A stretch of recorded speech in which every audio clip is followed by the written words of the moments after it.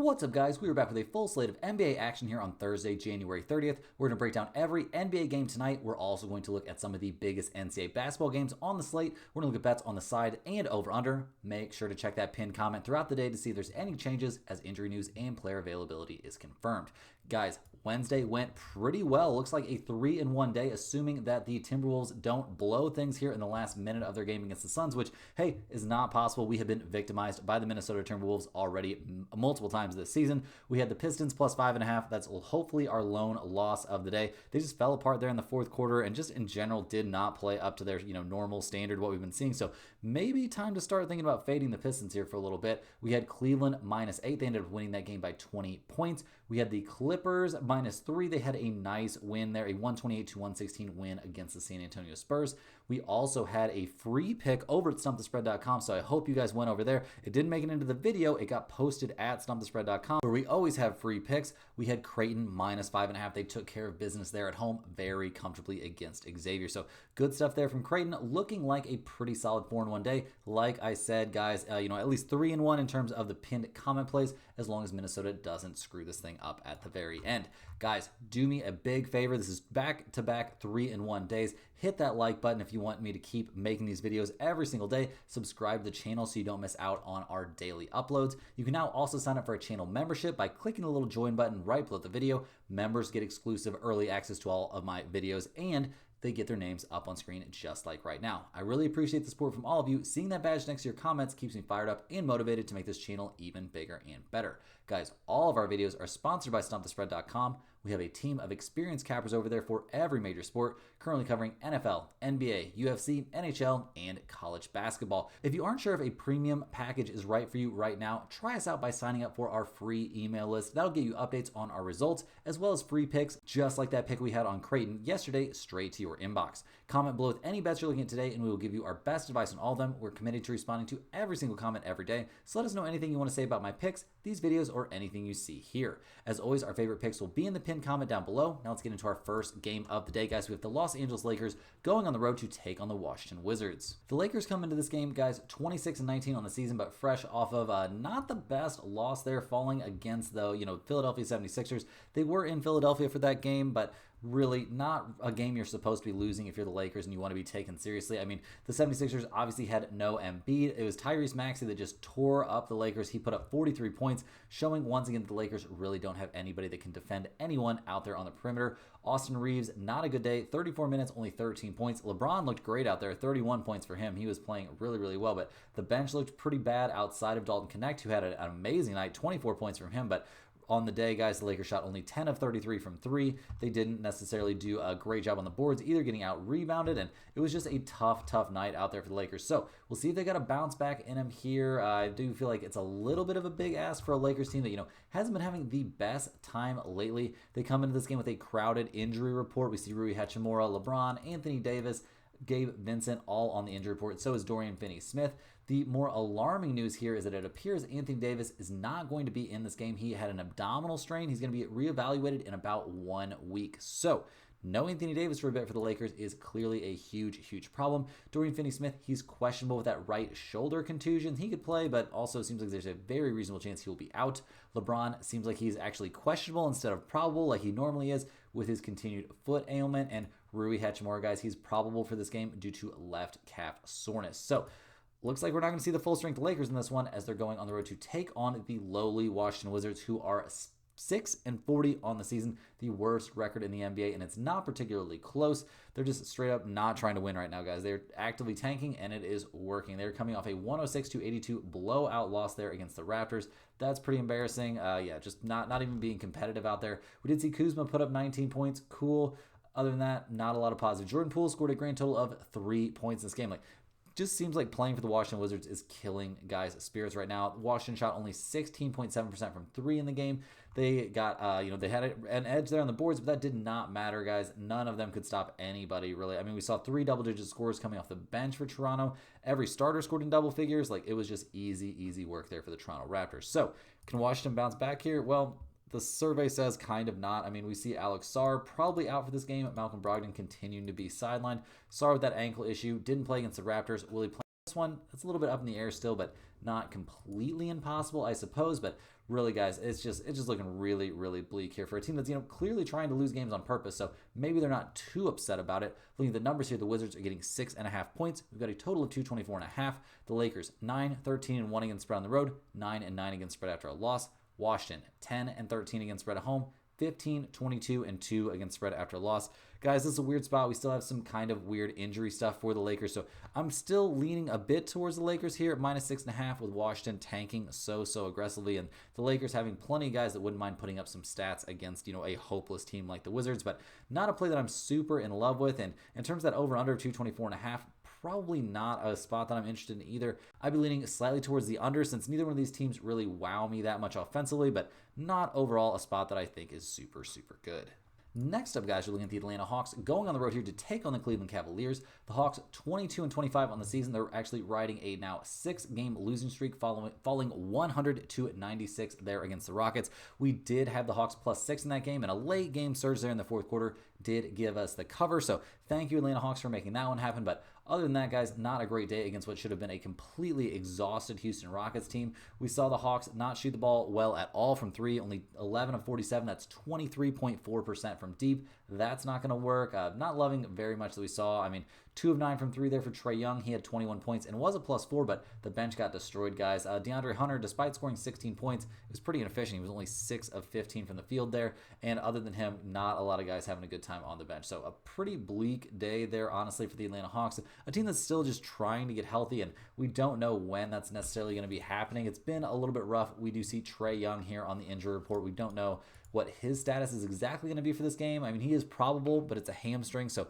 weird stuff can go on with that. I do think we can kind of assume he'll play, but it's certainly not a lock. We do see Bogdanovich and Clint Capella there on the injury list, and most importantly, guys, Jalen Johnson not going to be out there for this game. We don't exactly know when he's going to be back, but he won't be out there for this one. We do see Bogdanovich, for personal reasons, confirmed out for this one. Capella has been ruled out with his back issue. So far from the full strength Atlanta Hawks as they go on the road here to take on the Cleveland Cavaliers, who are 38-9 on the season. They've won their last 2 in a row. They're coming off a convincing 126-106 win there over the Heat. We were on Cleveland -8 in that one, so definitely take that. Well played. Donovan Mitchell putting up 34 points. Feels pretty great, and it seems like the Cavaliers might be back on track here. I don't think we can 100% lock that in, but it seems like, we're seeing the things we wanted to see. We've got, Donovan Mitchell playing well. We've got Evan Mobley back out there. He's looking great. He had 15 boards and 22 points against the Heat. He was dominant out there. They won this game by 20 despite shooting only 6 free throws in the entire game. They shot only 31% from 3. Definitely a team that can do better than that. And they didn't have Karis LeVert there coming off the bench. Definitely somebody that can give them a big spark. Although, Ty Jerome putting up 20 off the bench, not too shabby right there. So, loving what we're seeing from the Cavaliers right now. They come into this game not fully healthy, guys. Darius Garland listed as out. Karis LeVert also out. Isaac Okoro also out. So, definitely banged up at this point. Garland, he was rested there against Miami. So, sounds like he will actually be back for this game. That, out designation still just lingering there on the injury report from that game. So, he should be back and ready to go. We see Karis LeVert with that wrist issue. He was out against Miami on Wednesday, but there's definitely a chance he will be back here on Thursday. Right now, that's his 6th consecutive game that he's missed. We're not sure if he's going to be back here on the second half of this back-to-back set, but Ty Jerome playing great, and Sam Merrill also, there to chip in some minutes as well. So not too worried about that. Okoro, guys, he did not even come on this road trip, so we don't exactly know when Okoro is going to be back. I mean, obviously they're back at home now, so we'll see. He didn't play against the Heat. There's a chance he could be back for this game, but he doesn't move the needle that much for me right now. So looking at the numbers here, guys, we see the Cavaliers as 10-point favorites. We've got a total of 237.5. Atlanta 11-13 against spread on the road, 10-14 against spread after a loss. The Cleveland Cavaliers 16-9 against spread at home, so good but not insane. They're 5-4 against the spread on no rest this season, so that's a good look. And they're actually 25-12 against the spread when they're coming off a win. That is an NBA best mark against the spread when coming off a win. So we're definitely going to be on the Cavaliers here at -10. I'm not loving anything that I'm seeing from Atlanta right now. Their injury report also doesn't look amazing, so definitely think this is a good spot to be on Cleveland. This has a great chance to make it into the pinned comment. I'm not interested in the over-under in this game, but the side there, Cleveland -10, seems very good. Next up, guys, we're looking at the Minnesota Timberwolves going on the road to take on the Utah Jazz. The Timberwolves are now 26-21 on the season, coming off of that nice win there against the Phoenix Suns. They've now won 4 in a row, so suddenly playing quite a bit better. Obviously, we were on the Timberwolves, like we were saying, guys. They sealed that 3-1 night for us, so Thank you, Minnesota and Anthony Edwards, for making that happen. 33 points, 11 of 20 from the field there for him, 8 of 9 from the free throw line. Doesn't hurt either. Julius Randle actually having a great game, scoring 28 points. His three-point shot wasn't looking great, but everything else was working, and he also was getting to the free throw line. So loving what we're seeing there. Minnesota shot 44% from three, 56% from the field in general. A crazy game from Nickeil Alexander-Walker, guys. 23 points, a plus 14 for him coming off the bench. So great stuff there for the Timberwolves. They will certainly take it. It hasn't necessarily been easy sledding for this team this season. I've even heard, people saying they should blow it up, try and trade Julius Randle just to get him off the books and see what you can do without him and, kind of reset maybe for next season or even down the road a little bit. But I don't think they really are going to be doing that, guys. I can't imagine that being something that they're very interested in right now. They're looking pretty healthy in the starting lineup. The problem right now is going to be the bench. Naz Reid dealing right now with an illness. He did not play against the Suns, so we'll see if he plays here on back-to-back nights. I would say that the odds are that he will be available for this game against the Utah Jazz, but we don't know as of yet who could possibly be rested here for the Timberwolves. I mean, like I said, it is a back-to-back spot. They did just play at Phoenix and they're playing at Utah, so not the craziest, road trip at all, not the craziest flight, so that's not too big of a concern, but it is a back-to-back night and you have to be cautious about those when you're looking at the NBA. That being said, guys, they're not taking on the toughest opponent. They're going up against the Utah Jazz, who are 10-35 on the season. They're coming off an 11-point loss there at the Golden State Warriors. Now they're playing the Timberwolves. This Jazz team, another clearly tanking squad, which kind of sucks, man. I feel like we need relegation here in the NBA or something like that because all these tanking teams really make the whole sport a little bit less exciting to watch. But we'll see what Utah can do in this one. I mean, against the Warriors, they didn't do anything special, obviously. We did see Colin Sexton put up a 30-piece, good job, Colin Sexton, but that poor guy, I don't know. Free Colin Sexton, guys. Free Colin Sexton. Other than that, not a lot of positives. They're, the Jazz are aggressively not playing, guys. Everybody's in trade rumors except for Markkanen, pretty much. So we'll see who they end up holding on to, who they end up moving here as the trade line gets closer and closer, but not a lot of positives for the Jazz at the moment. We see John Collins on the injury report. We see Walker Kessler on the injury report. So John Collins, guys, dealing with an illness. He's questionable for this game. We see Walker Kessler dealing with a shoulder issue. He is questionable as well. So looking at the Jazz here getting 7.5 points at home. We've got a total of 223.5. Minnesota 13-11 against spread on the road, 2-4 against spread on no rest. So that's not amazing. The Jazz 8-11 against spread at home, and they're 16-18 against the spread after a loss. So the Jazz at less than double digits here seems like a spot we need to be looking at the Timberwolves. I do think there's a pretty decent chance that Naz Reid will be back for this game, so that makes the bench even more dangerous, and he'll be fully rested at least in terms of the minutes load we saw from guys like Anthony Edwards and stuff like that. He played 40 minutes, so I don't know. I worry a little bit about his legs here playing on back-to-back nights. So give me the Timberwolves at -7.5 as a small lean. I also think over 223.5 could possibly be live in this game, but not really a spot that I'm in love with either. So yeah, we're going to be monitoring this injury situation, see who's available for the Timberwolves, who's available for the Jazz, but this could be a spot we want to be on Minnesota. Next up, guys, we are looking at the Houston Rockets going on the road to take on the Memphis Grizzlies. The Rockets 32-14 on the season, coming off a fourth straight win. A pretty solid win, to get the win after that huge win against the Boston Celtics, avoid the letdown and get that 100-96 win.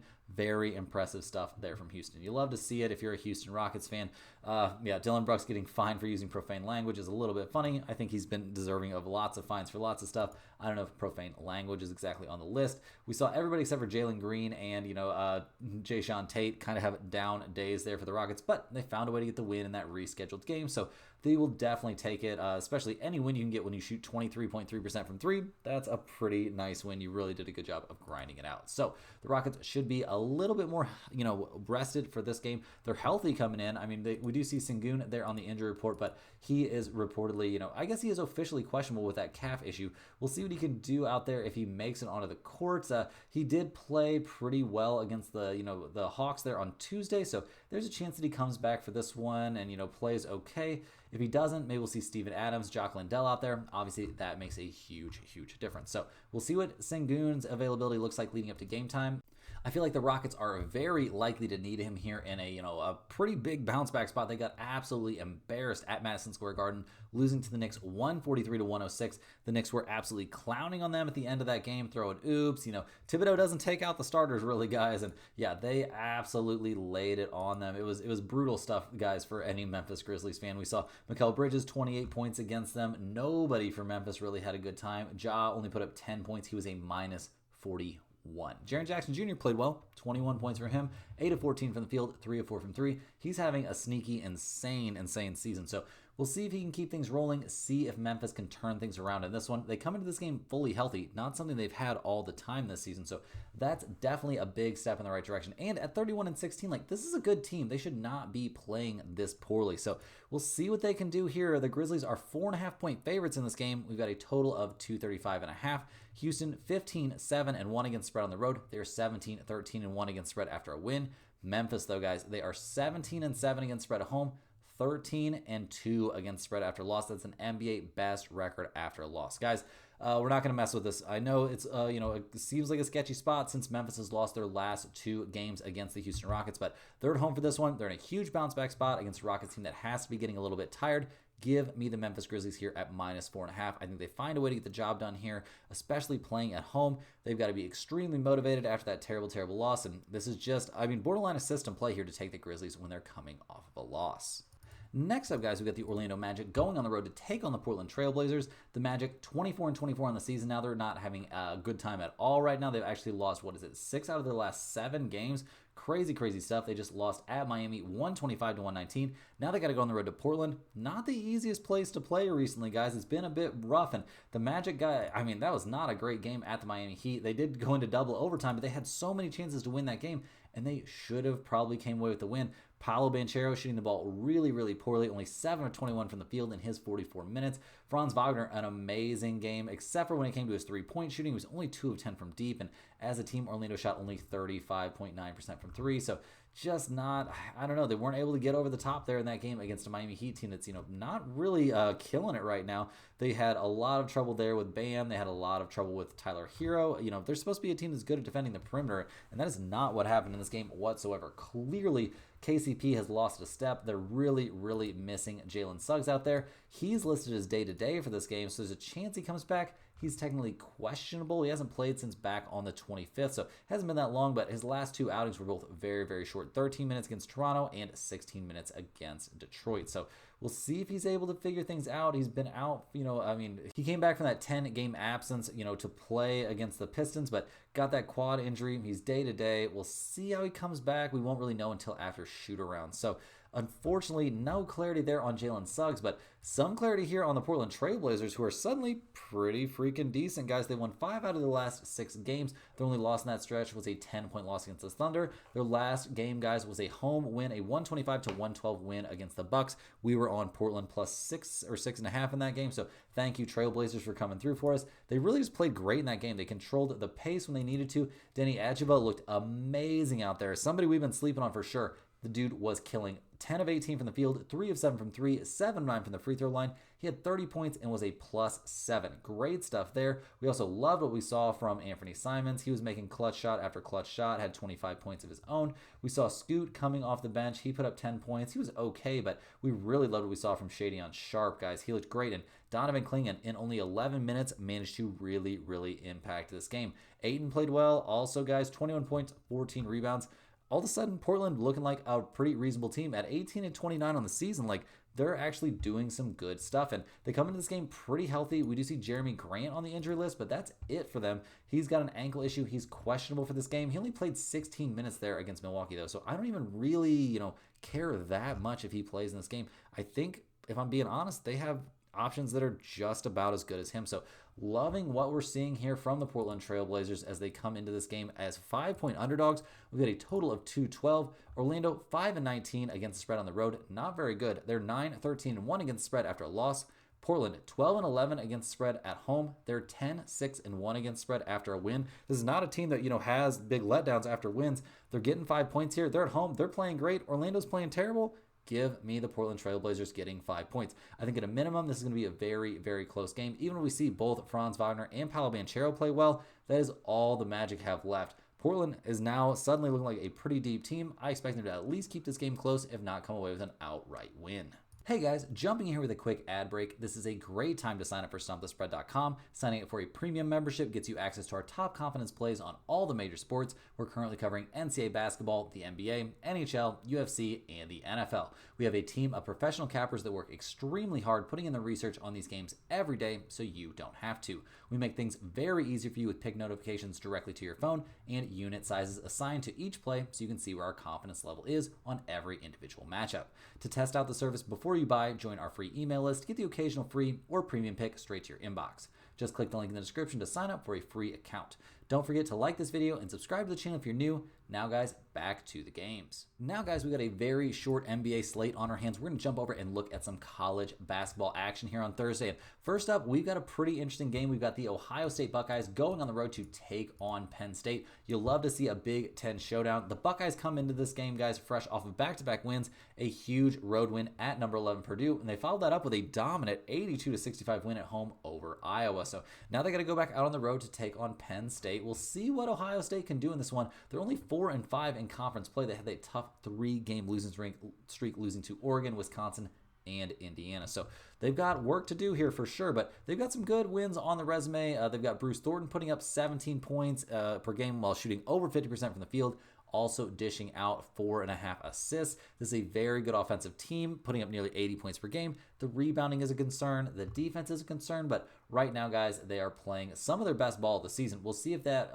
best ball of the season can travel like it did at Purdue, and they can do well at Penn State. It's kind of a big ask because playing at Penn State, not the easiest place. The Nittany Lions 13-8 on the season, but they are straight up not having a good time, guys. They've lost 6 out of their last 7 games. They just lost at Iowa, lost at Michigan. Now they're back home against Ohio State. So they're going to be hoping they can put something together here. They got a couple home games in a row, but they're only 3-7 in Big Ten play. That can't feel great. Ace Baldwin Jr., he's a monster. Don't get me wrong. Nobody puts up 8 assists per game in the NCAA without being a monster, but right now, my big concern for this team is their rebounding. That's not very good, and their defense also really lackluster. So we'll see if they can improve either one of those numbers. When you put up 83.2 points per game, you can get away with a lot, but not, in an infinite amount, especially when you have games like their last 2 where they scored 75 and 72 respectively. So Penn State definitely finds themselves in a bounce-back spot. They're 2.5-point favorites here in this game. We've got a total of 148.5.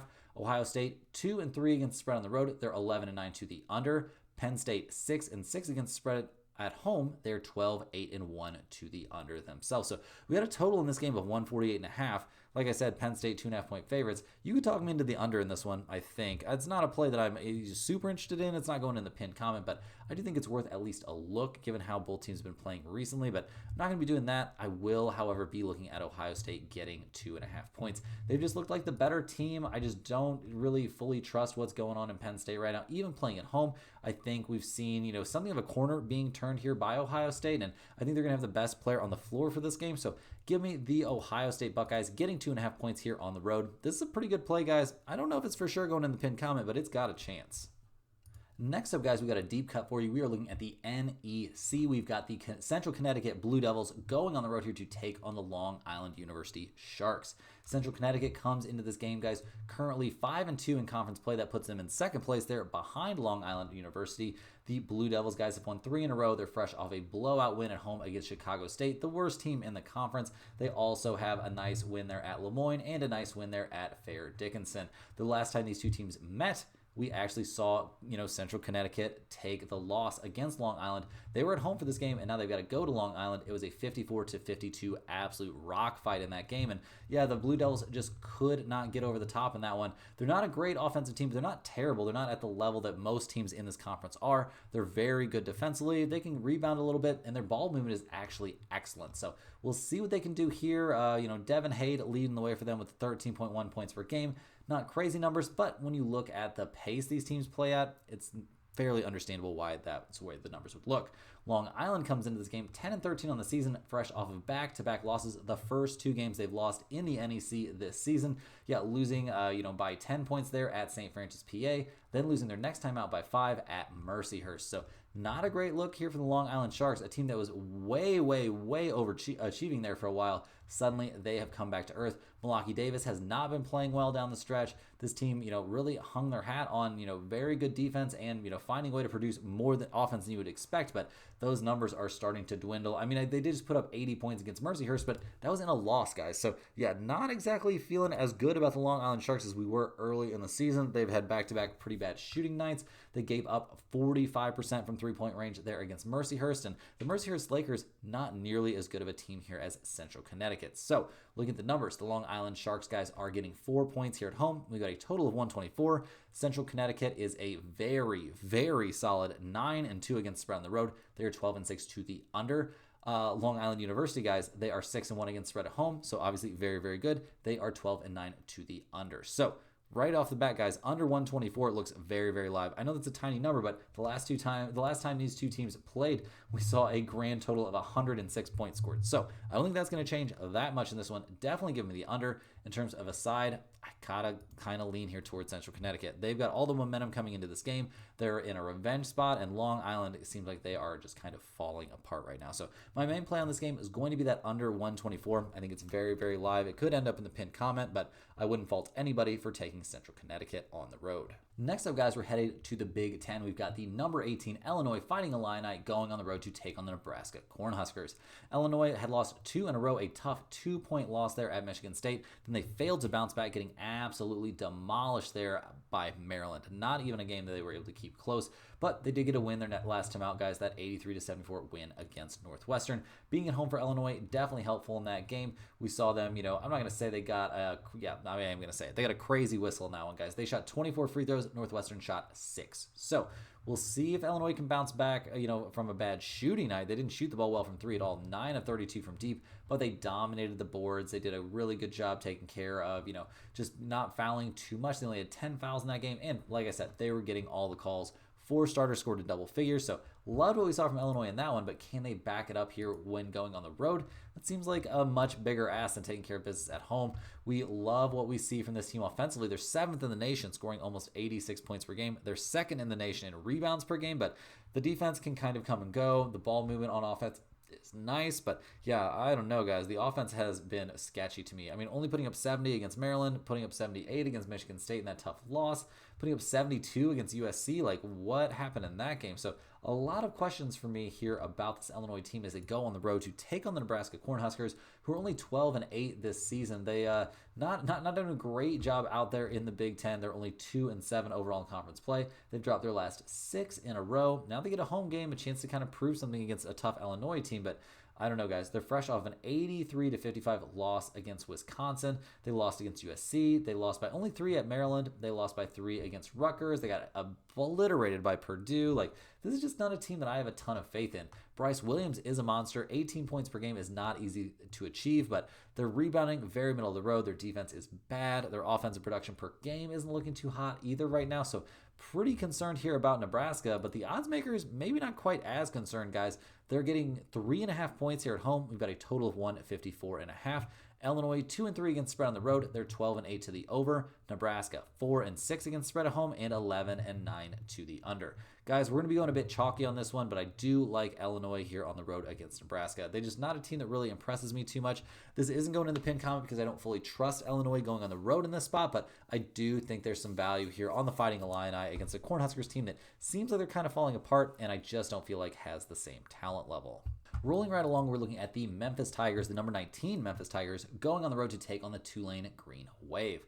Memphis comes into this game playing great. They've won 3 in a row. They just blew out UAB in their last game, so a nice 100-77 win in that one. They did lose against Temple. They do have that loss against Mississippi State. They've had some losses this season, don't get me wrong, but they've generally played well. They're currently 2nd in the American behind North Texas. They're sitting at 6-1 in conference play, so pretty good stuff from Memphis right now. Obviously have a monster in PJ Haggerty and his 22.1 points per game. This team's 80th in the nation in points per game, but their defensive numbers not great. Their rebounding also a bit sketchy, so for sure plenty of weaknesses there to be cleaned up for this Memphis Tigers team. So we'll see if they can clean any of those up and continue their little winning streak here as they head to Tulane to take on the Green Wave, who are 11-9 this year. They're coming off a win at Rice, which beating Rice this season, not too special. They did keep things very close against Temple. They've got a blowout win against FAU, a nice win over South Florida, but against UAB, guys, they came up pretty short. So we'll see what they can do here against Memphis. Obviously, a chance for a big statement win here for Tulane. They have a monster there in Caleb Banks, 17.5 points per game. Rowan Birnbaugh, also a monster, guys, 4.7 assists, but almost 15 points per game for him. This team, not great on the boards, but their offense is good, their defense is very good, and their ball movement as a team is excellent. So liking a lot of what we're seeing here from Tulane, and they're getting 6.5 points here at home. We've got a total of 151. Memphis 3-3 against spread on the road. They're 10-10 to the over/under. Tulane 6-3 against spread at home. They are 10-7-1 to the under. So I think under 151 definitely live in this game, but much better than that, guys. I like Tulane at plus 6.5 to keep this game very close. Memphis, guys, they're not a team that I fully trust. They don't have a look-ahead spot or anything like that, but I just don't love what I'm seeing from them right now. So I'm going to be on Tulane in this game. It might not go in the pinned comment, but I think the value is definitely taking the points here at home. Last but not least, we're looking at the number 16 Oregon Ducks going on the road to take on UCLA. Oregon comes in this game 16-4 on the season, but fresh off of a very depressing loss, guys. They lost at the lowly Minnesota Golden Gophers 77-69. Not a good loss at all. Now they go to UCLA, so kind of a stark contrast there, playing in Minnesota and then playing in UCLA. But we'll see if Oregon's up for the task, guys. They've been a pretty good team this season overall. Only 5-4 though in Big Ten play, so that doesn't look great. But they're top 100 in offense. They're a decent but not great defense. Their rebounding numbers are fine but not elite necessarily. They've really done a good job of taking care of business against the weaker teams and then losing against the better teams. But what are they going to do against a UCLA team, guys, that I feel like is right there in the middle? The Bruins 15-6 on the season. They have won 4 in a row. A nice 82-76 win at USC their last time out. They actually won both of 2 road games. That's not easy to do. Now they got to take on Oregon, though. At least they're at home for this game. I mean, we love what we've seen from guys like Kobe Johnson this season. Overall, though, the rebounding for this Bruins team is terrible. The offense, it's fine, but the defense, not so good. They're a good ball movement team at least, but I'm a little bit worried here about the UCLA Bruins, even though they're at home in this game. The odds makers have UCLA as 4.5-point favorites. We've got a total of 140.5.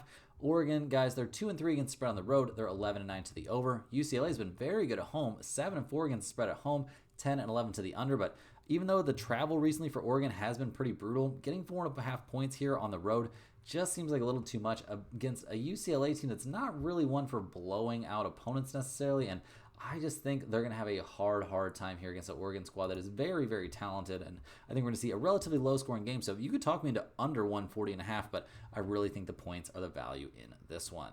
That's all the games we have for today, guys. Hit that like button for good luck on all of your bets and subscribe to the channel if you're new. Make sure to get over to stumpthespread.com. Get on that free email list. Check out our free picks over there. Let me know in the comments any questions you have on today's slate. Thanks for watching. You can click the link in the description to check out stumpthespread.com, and we'll see you guys tomorrow for more sports betting action.